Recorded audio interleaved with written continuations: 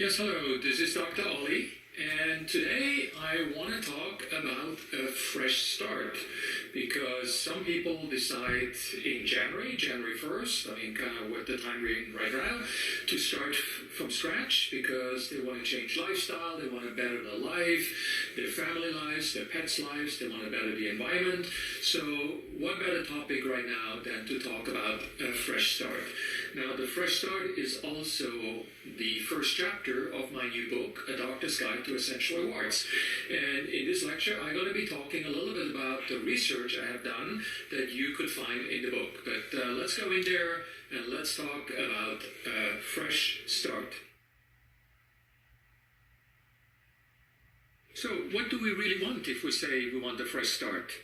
Well, about 90% of us, because we are most of you that are watching are part of the Young Living world, so 90% of us are health-conscious consumers. We know that from the statistics.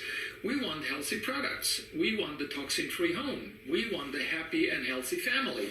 We want healthy pets. Most of us, at least, want also a healthy environment. And most of us do not want to think about business. So we're going to come back with the business aspect all the way at the end of this talk. But at this point, we really want to set a goal, because when you do a fresh start, you also want to know what your goal is. So I want to start with a few facts from my new book, because when you think about it, you have to be informed in order to make a change, because you cannot just change something you don't know anything about, right? So let's look at some facts, right? The average woman has a contact with 550 chemicals a day.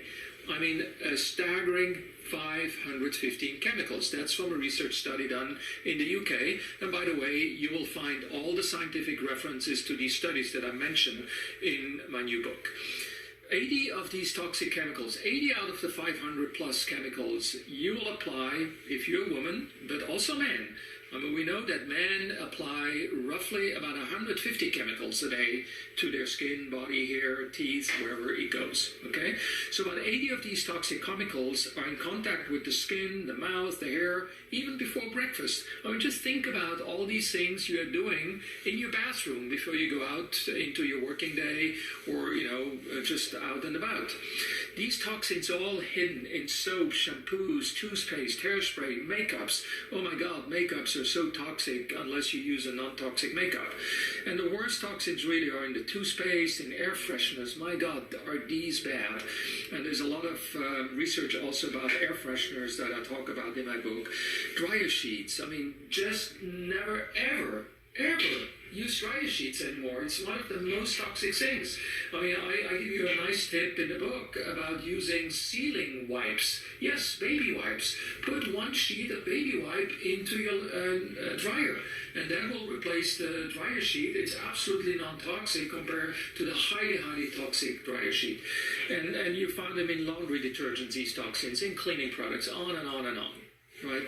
And even more scary, when you look at our really new earthlings, the newborns, the most vulnerable of all, we find that over 200 chemicals in their umbilical cord blood. And what that means is that with the first breath, these babies will already have over 200 chemicals in their blood. I mean, it's just unbelievable what we do to ourselves as a human race. Now, a few more facts. Each American, in average, flushes 33 liters of highly toxic chemicals down the drain every single year. And many of you don't know, but the US regulations do not require disclosure of all ingredients in a consumer product, or any of the ingredients in a mixture called fragrance, or any mixture in something called trade secret. And so we know that a single synthetic fragrance in a product can contain hundreds of chemicals. Some of them will react with the ambient air, with ozone, and then form dangerous secondary pollutants like formaldehyde, for example. And we also know that women who clean the house, and in this world still, in most cases, the women do use these cleaning products, whether it's in their own house or whether in your profession as a professional cleaner. And we know that when you use these household products, these highly toxic household products, women will experience an accelerated decline in lung function. One study showed that women that clean regularly their home with these highly toxic products, household cleaners, will have the equivalent in bad health of smoking 1 pack of cigarettes a day for 20 years, every single day. I mean, just imagine smoking 1 pack of cigarettes a day for 20 years, every single day. That's about the same damage you do to your lung when you use highly toxic, household cleaners and sprays. And, we know that also these household cleaners that are full of toxins increase the incidence or the rate of wheezing and asthma in young children.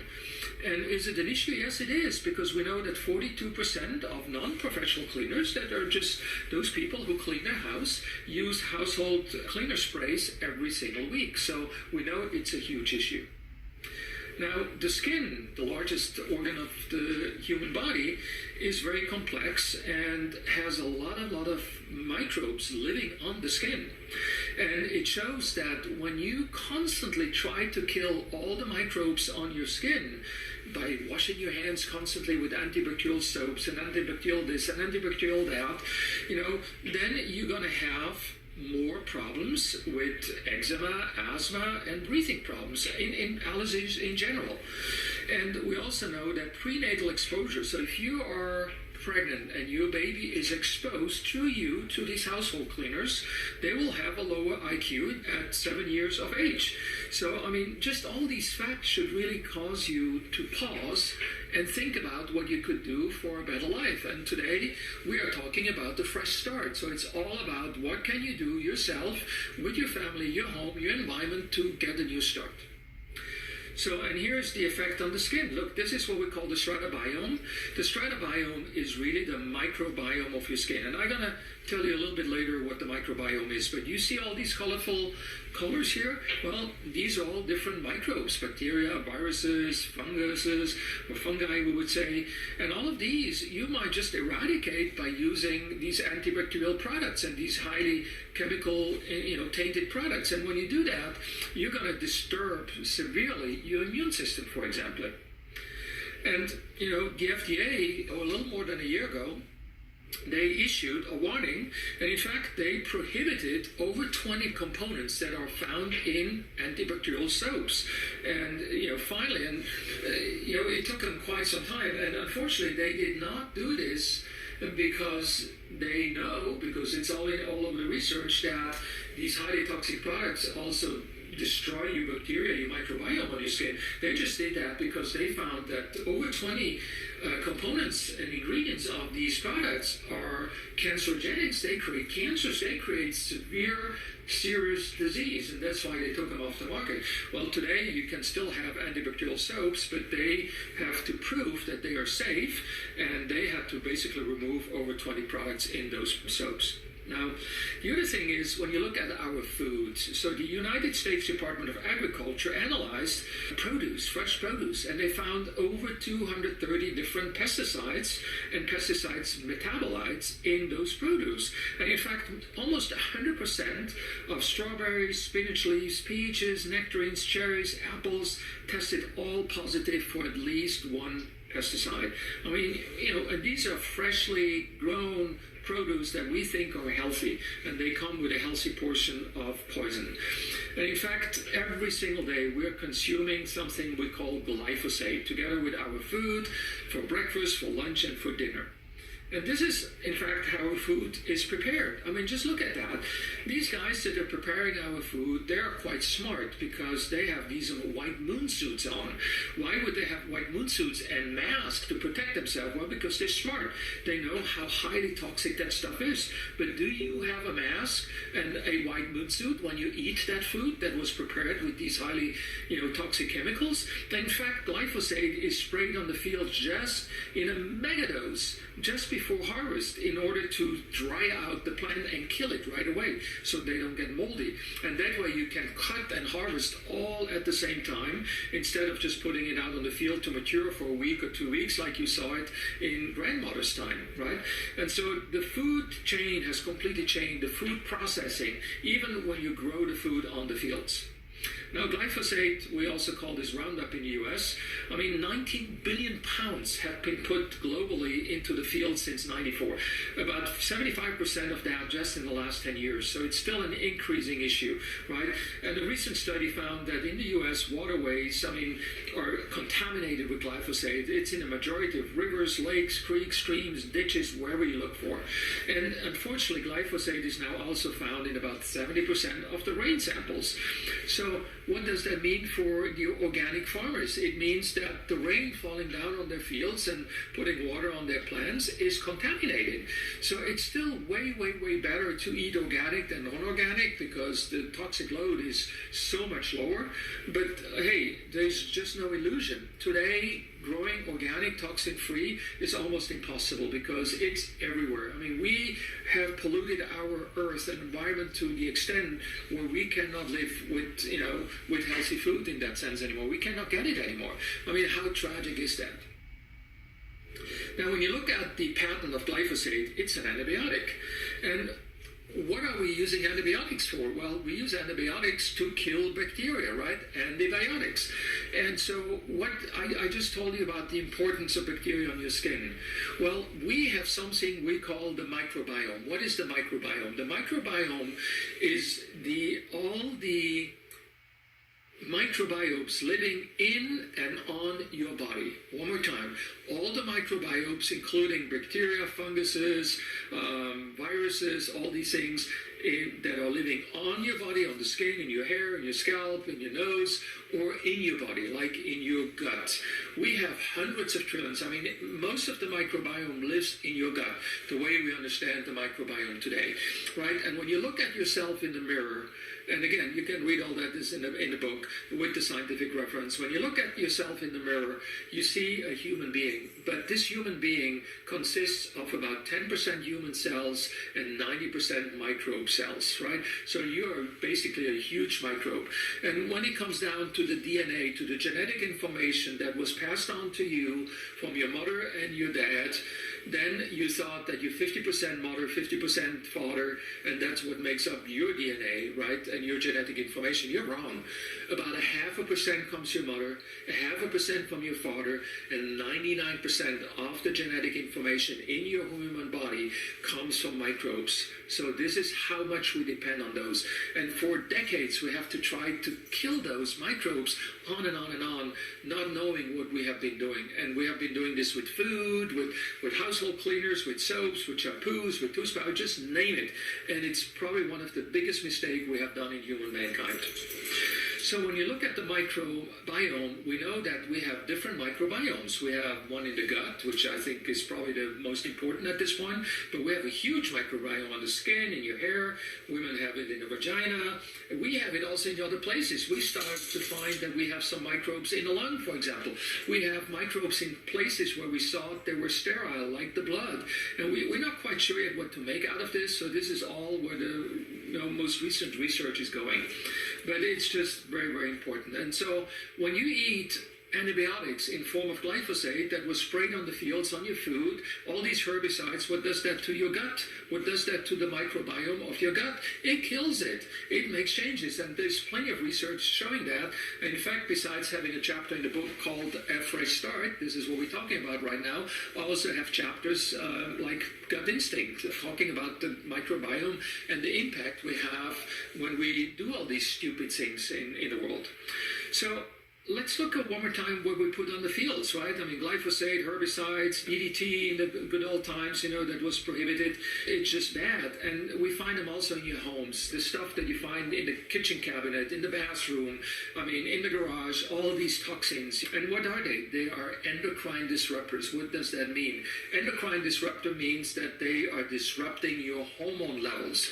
All these endocrine disruptors, all these pesticides, herbicides, all these products, cleaning products in your home that are toxic are basically estrogens, and we call them xenoestrogens. Now, what do they do? Look at that. So we're looking at the effect on fish in rivers, right? The rivers will collect all your stuff you ditch down your drains, your bathroom, your shower, your laundry, all of that goes down your drain, right? These toxins, but also what we put on the fields in form of herbicides, pesticides, fertilizers. And they go into the rivers, and they're all estrogens, xenoestrogens. Xeno because xeno means foreign from the body. So these are not the estrogens that your own body produces. These are estrogens that we produce synthetically in the lab, and then we apply it to nature and to our human body. And they go all and collect back in nature. And what happens to the fish? Well, the male fish become female, right? Male fish mutating into females because of chemical waste, experts warn. The rise of the she-fish. I mean, just look at that. And we look at the studies, we know that these xenoestrogens in the water are feminizing the fish. So 60 to 100% of male fish are now intersex fish. There is a greater than 90% probability that these male fish, in fact, have eggs in their testicles. And we go one step further. We look at frogs and studies looking at that, and they found that pesticides really wreak havoc on the sex life of adult male frogs, because 75% of them are being emasculated. 1 in 10 is turning into a female frog. 75% of male frogs have no testosterone, no sperm, and cannot reproduce. I mean, just fast forward 10, 20, 30 years. What do you think? How many frogs will we have? How many fish will we have? And how important are fish for our food chain? I mean, just think about these things, right? We are just about to eliminate certain races or species out of our environment. And how is it with us humans? Well, look at some studies. And we know, of course, there's no difference. I mean, just think about it. If you live in a major city, look around, just open the phone book and look at how many new fertility clinics have opened in your neighborhoods recently. I mean, we find those fertility clinics almost on every major corner now, right? Why is that? Well, because obviously more people are not fertile anymore, right? And so look at this. Exposure to endocrine disruptors is associated with reproducing toxicity in both men and women, meaning we have less babies. Now, another study is looking at that, and it's really scary because it's not just affecting us, it's also affecting our future generations. Those things are passed on over generations, and if we still get babies, it doesn't mean that our next generation will be able to get babies anymore if that trend continues. I mean, it's just absolutely scary. I want to just tell you one story. So at the convention, we typically have a booth in the expo where we sell videos and books now. I have a company called Biocode Academy, and we create a lot of education materials for you guys. And so I had a lady come up to me when we were at the booth, and she said, "Look, Dr. Ali, I'm trying to get pregnant. I've been doing everything now for several years. My husband and I, we have visited fertility clinics, everything, and we just, at the end, we don't know what to do. And probably we're going to have to do an insemination, right?" And I said, okay, let's think about that. Are you aware of all these toxins that you are consuming? Have you already changed all the toxins in your house with non-toxic products? And she said, not really. I mean, I like what Young Living has, and I have, Teeth soap or Teeth this or that, but we really didn't really do all that. I said, well, look, there's many reasons why you could not be fertile. It could be you, it could be your husband, it could be anything, but let's start with simple. Let's do a new start, a fresh start. Go home after convention, take some trash bags and just go to your house, take out everything you find that looks toxic, smells toxic, synthetic. Just take it out and replace it immediately with some, products free of harsh chemicals. And so I didn't know what happened to that lady, so she left. She said, fine, and, I went on and talked to more people. And so I was 2 months later on tour in Europe for 1 month. And in Frankfurt, a lady comes up to me and said, I have a friend of mine, she lives in the United States, and she saw you at convention at the expo, and she talked to you about not being able to get a baby. And I said, oh yeah, I remember that lady. Yeah, I think I told her to go home and just get rid of all the toxins. And so that friend who lives in Germany told me, yeah, well, I need to tell you hello from the lady and tell you a little story. She went home just after convention.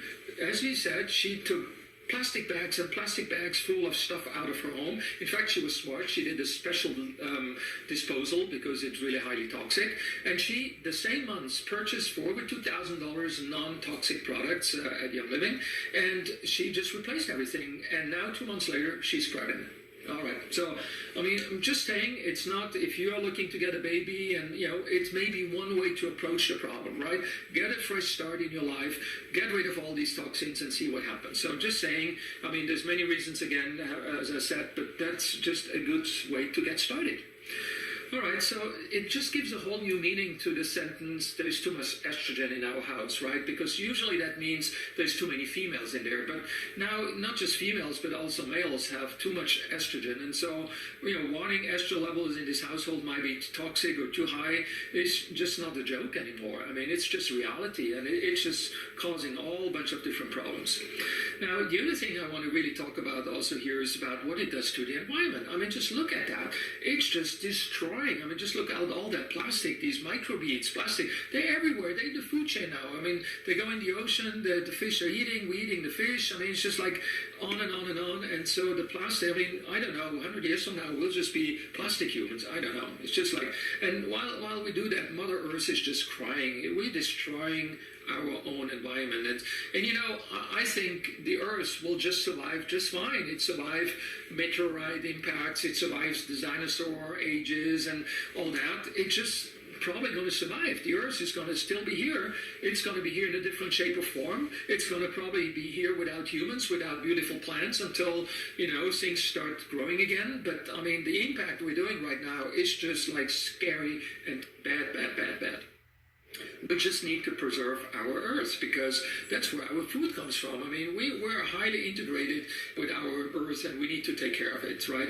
And so we need healthy products. We just need to stop taking these toxic products. And I assume most of you already with Young Living that are watching this. Now, this is going to be played on different platforms. So if you don't know what Young Living is or you're interested in toxin-free or, products free of harsh chemicals and do this fresh start in your life and also interested in essential oils, I mean, you can contact me on my Facebook page, Dr. Ali. But again, I assume most of you are already part of this. So talk to your leaders, your upline, and your structure to make sure that everything is fine. But really, we need healthy products. And Young Living is just a great way to provide that.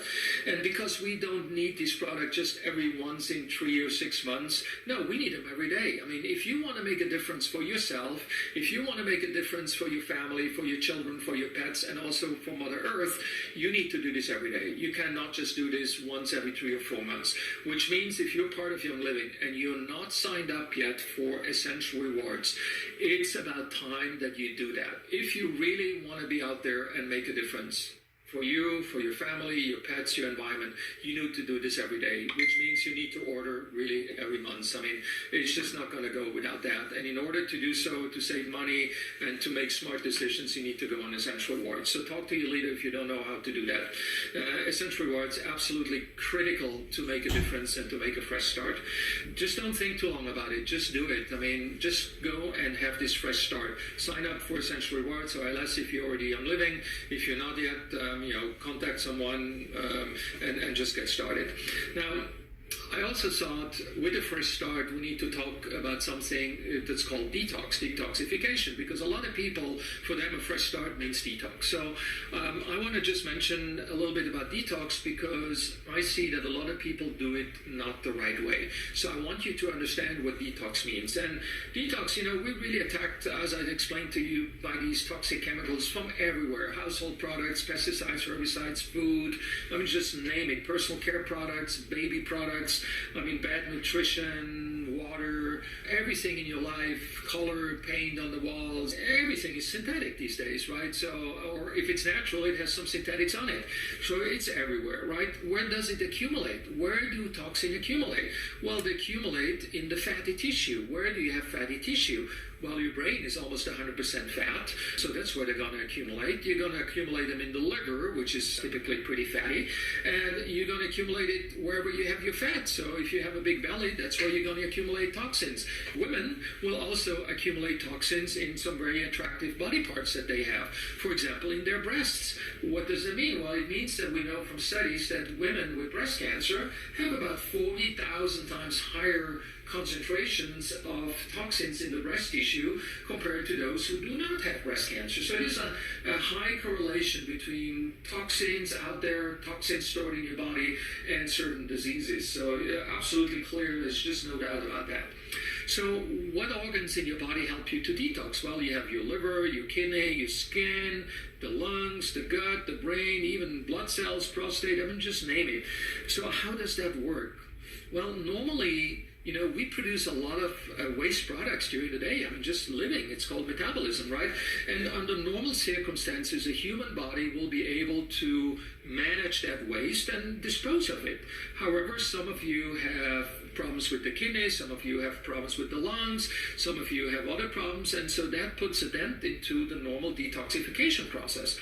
In addition to that, we have all these additional toxins that we take on with food, with products, with whatever it is. And all these products, they stay in your body for decades. I mean, it's just very difficult to get rid of those. And so I want to tell you that the detox process runs through different phases.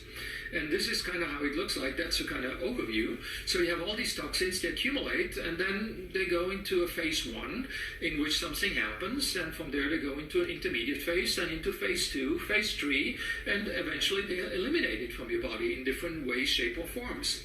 And so what is phase 1 of detox? Well, phase 1 is when you remove something from a toxin to make it more malleable, so more available to do something with it, right? And what that means, it sometimes breaks product down that are just a little bit toxic and makes really highly toxic products out of those. And we call these intermediate products that are being produced by the detoxification process in phase 1, we call these intermediate products. And so these can be really, really highly toxic. And when they accumulate, you might get what we call a detox reaction. And those of you who have done detoxes before, you know that you might get skin rashes, headaches, insomnia, asthma attacks, fatigue, nausea, vomiting, brain fog is very typical, and much more. So these are typical detox reactions. And they typically stem from the intermediate phase products, which are highly, highly toxic, and they accumulate, right? And they release free radicals like crazy. And so it would be really good in that phase of detox to really counteract with antioxidants, for example. To make things a little bit more complicated, a lot of you have also mutations in your DNA, and those mutations don't really allow you to detox properly or to go really quickly to this intermediate phase. And then we go into the phase 2, and in phase 2 we add something to these toxic products in order to make them available for elimination, whether it's through urine or through the stool or through the lung, to the skin, whatever it might be. So typically groups are being added, organic chemical groups, natural chemical groups. And you heard the terms methylation, sulfation, acetylation, things like that. They're all part of this phase 2. And then we go into phase 3, which is basically a fine-tuning of your detox. And at that point, the toxins are being, ready to be eliminated through the gut, your stool, the urine, your sweat, your breathing, and so on. Now, so this is a summary on how that looks like. You have a phase 1, you have this intermediate phase, and phase 2, and it's like two conveyor belts, right? You have phase 1 that delivers the toxin into these intermediate phase products, and then phase 2 that delivers them from intermediate into detox. So let's look a little bit at phase 1. So what would speed up phase 1? Well, if you eat the proper amount of vitamins, if you eat a lot of citrus fruits. Have you heard that, for example, a drop of lemon oil in a glass of water every morning will go a long way for detox? Or some people buy a lot of lemons and juice them and drink that. Well, I rather stay with the drop of lemon oil because it's not that acidic for my teeth and it tastes pretty good, and one drop is several lemons, squeezed into one drop. So I get the benefit, it's cheaper, it's better, it's healthier. Now, glutathione, an antioxidant, would be good. Quercetin, you find that in many fruits, vegetables, and acetylcysteine is another one. Milk thistle, any milk thistle products are good. And so what I'm really telling you here, a lot of vegetables and fruits. And so does that sound familiar to you? Like a big detox, like detox smoothies, for example? Well, what happens? You're speeding up phase one. And what did I just tell you? You could create a lot of intermediate products that way. Well, have you had detox reactions? Now you may know why, because you have been speeding up phase one and accumulating intermediate phase products. So maybe what you need to do if you run into these detox reactions, maybe you need to slow down phase one. And you can do that with grapefruit, for example. And I'm talking about the fruit and not the essential oil. The essential oil is made from the peel, has different properties than the fruit itself. So you can eat grapefruits, that will slow down phase one. You can also consume oregano essential oil with your salad, for example, with your food, or you can take curcumin, or you can take vitamin B3. All of those will slow down phase one. So if you run into a problem with headache, rashes, insomnia, brain fog, when you do detox, maybe you want to look at these things to slow down phase one. Now, when it comes to intermediate phase, I told you these are highly toxic products. Typically, they're full of free radicals. So you want to counteract those with antioxidants, for example. So vegetable and fruits, again, good idea. Essential oils. And then you have Ninja Red, for example, which is a berry juice with many other fruits, which are very, very high antioxidants. Or, just berries in general. And so this is what you can do if you run into these problems. I would do this anyway. I would not wait until I run into a detox problem. I would do this from the get-go. And very few people tell you that, right? And the other way to deal with accumulated intermediate products is, of course, to speed up phase two. And how do you speed up phase two? With protein and healthy vegetables, right? So this is where amino-wise, pure protein complete will come into play. Cruciferous vegetables such as broccoli, cauliflower, artichokes, things like that. And then MSM, so sulfosyme would be a good idea. Milk thistle, berries, B vitamins, magnesium, zinc, some essential oils like cilantro, we call this also coriander, or ledum, or lemon, right? So you see, there's a lot of stuff you can do to feel better when you do your detox, right? And then don't forget that there's also natural ways to do detox, such as get the sweat going, go and exercise, eat a lot of berries, eat a lot of seaweed, eat a lot of citrus fruits, or drink them, and then look at certain plants like cilantro, which is coriander, ledum, celery seeds, things like that. So there's plenty of things to do. There's other things you can do, such as massage, or specifically raindrop massages. You can do infrared sauna. Go and exercise and get that sweat going. Optimize your body weight, because you now know that all these toxins accumulate in your fatty tissue. So what better way to optimize your body weight and then decrease the amount of toxins you have in your body? Get rid of your amalgam fillings, and then you can bind toxins via natural food. I just showed you a few. Or you can do chelation, IV chelation, which is just a medical way to do that. But at the end of the day, before even talking about detoxing, why don't you stop taking these toxins in the first place, right? How stupid is it that we always try to put a bandage on something that is wrong rather than fixing the wrong? Fixing the wrong means eat organic, just get rid of all these toxins in your household products, in your toothpaste, in your shampoo, in your soaps, all of that, and just replace it with products free of harsh chemicals. I mean, that's the easiest way to do. I mean, just don't think too long, just do it, right? Get a fresh start. Take care of your body weight. I mean, you will never get free of toxins if you're obese. I mean, you just need to optimize your body weight. You need to go exercise. You need to get going. In fact, I have entire chapters dedicated in my new book about exercise, and I give you all the research about it, about obesity, the epidemic, and what you can do. It's just like what kind of foods and stuff like that. Okay? So get a fresh start.